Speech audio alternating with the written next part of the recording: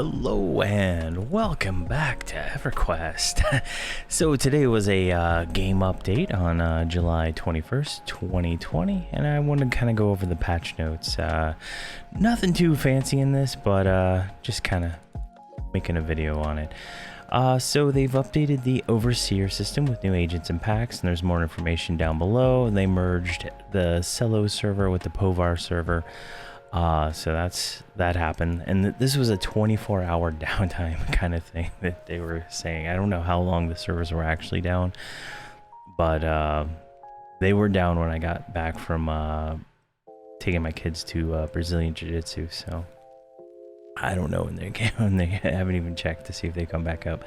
Rat ears will no longer be available for purchase. Okay, I think this was related to somebody turning in rat ears for experience, I believe it was, on the TLP servers, causing some interesting things. I think that's what that was. I saw a post on the forums for that. Let's see here. Items contained in the past expansion collector's edition bundles are now flagged as heirloom. That's nice because you can't really do anything with them. But put them in your bank. Can't really move them around. And I bought those on Gnome Regard. Let's see here. Added text to the guild teleporter items. So this makes it so you can actually see what the teleporter items actually do. Some of the names are obvious. Some of the names are a little obscure, so that's nice. Fixed a typo. Heritage crate furniture. I don't do anything with those. I have no idea what that is. Renamed components for the berserker abilities. I don't have a berserker, but I think this is related to the next expansion, and they're just gonna probably use that name again. And then quests and events. See, they reduced the spawn time of Korani from 84 to 4 hours. So this is probably a good thing on the TLP servers. This guy is the first guy for the Shadow Knight Epic 1.0. You give him the Dark Forge armor and you get a note. I believe that's what his purpose is. And when you got that note from him after giving the armor to him, he would despawn. And I guess it was an 84-hour respawn time, so that's pretty crazy. Let's see, balls of ice and stone. So this is for the COV raids. I guess they changed some mechanics in that. I've never done it, so I don't know anything about that. Alright, they updated the disk command to accept partial disk names. Could have swore it already did that, but maybe I was wrong. Let's see, fixed several instances where bolt style spells were appearing as bags. I've been seeing lots of bags on my characters. Pretty much everywhere.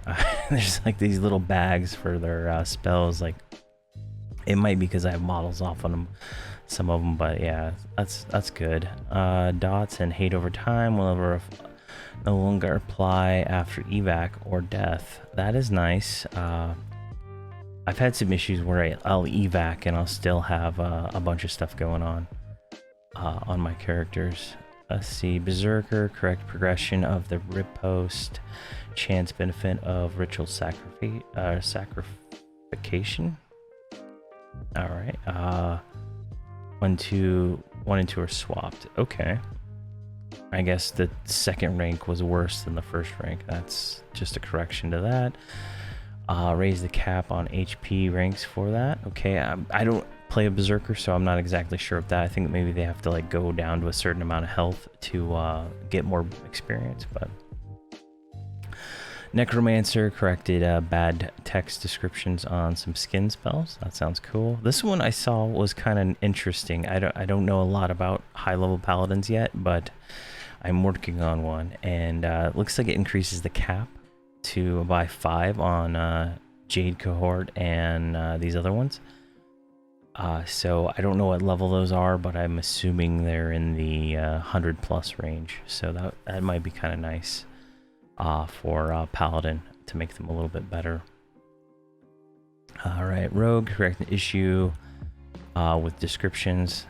Who cares? See, adjusted pinpoint defects to improve the overall over previous abilities in the line. All ranks now reduce the target's evasion by 7%. This spell now adds an additional amount of damage to every melee strike from the rear and its target. Okay, maybe that'll give increased damage on a rogue. I don't know. I have one rogue that I've been leveling up, and they seem pretty nice. I have a lower level berserker, but I feel like the rogue at the lower level is far superior to the berserker. Multiple classes, one-tick buffs that trigger other buffs like unity buffs or some progressive spells now count down in non-combat zones. Okay, that was kind of annoying. Like, you see all these when you're in POK, you see all these spells that just constantly blinking and stuff, so that'll be nice. AA abilities, Warrior, the combat's pack description now explicitly lists that it focuses both druid and cleric versions of promised healing spells. Okay, just I guess a text update. See here, fixed an issue, prevented hunter achievements in the Buried Sea. That'll be nice. That's going to be something we're going to start soon with Gnome Regard. And then there's a bunch of overseer changes, and I honestly I've read this twice, and I have like literally no idea what this actually means. They have a separate post over here that shows like some of the new things they're adding, but all I've ever used the overseer stuff for is to get like a few percentage of experience a day, so you can do like 5 quests and stuff. So either I'm doing that completely wrong, or this is just a new, like, something you can buy in the shop to make it more interesting. But I'll have to dig deeper into that later on. See, progression servers, keys should now drop from appropriate NPCs and randomized tables. That sounds interesting. I don't know what keys that would affect. Removed auto kick from Aradun. That's nice. So I guess they're no longer at a population critical level. Fixed a client crash related to spell particles in COV raids. The output from Who now includes full zone name in addition to the short name. That's kind of interesting. That'll be actually kind of nice to see some of the names of some of these zones. Correct the issue with accuracy avoidance, combat effects, and damage shield mitigation to be calculated under undercalculated. Alright, so this sounds huge. Like this corrected an issue that caused accuracy, avoidance, combat effects, and damage shield mitigation to be undercalculated.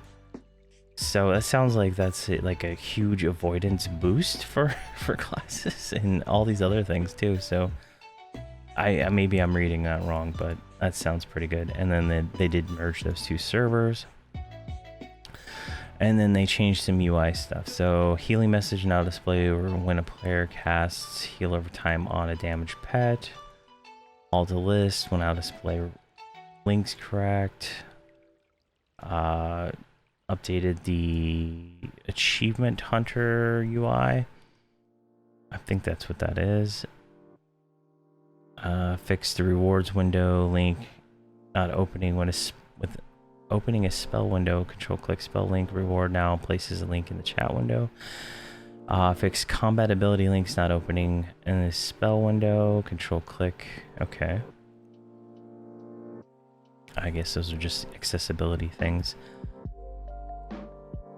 The entire ornament in armor ornament slot is now available to be interacted with. Not sure what that is. Maybe you can get like a full set of armor now. I have a bunch of this ornamentation armor, but some of it just doesn't look that cool. And then some UI changes. So overall, pretty interesting update. I think the big thing here would be the maybe this paladin cap thing, this rogue adjustment. It seems like it gives them more damage. That's what it sounds like to me, but I don't play those classes at higher than level, I think 50 at this point. So I mean, it's totally pointless under those levels, because you just don't. It's a whole different game at 110 plus. Let's see here. So yeah, all these overseer changes seem interesting, but I just don't understand what they are yet. and then this will be nice for anybody on the TLP servers who can't get their Shadow Knight Epic. But that is the game update for July 21, 2021. Thank you for watching, and have a great day.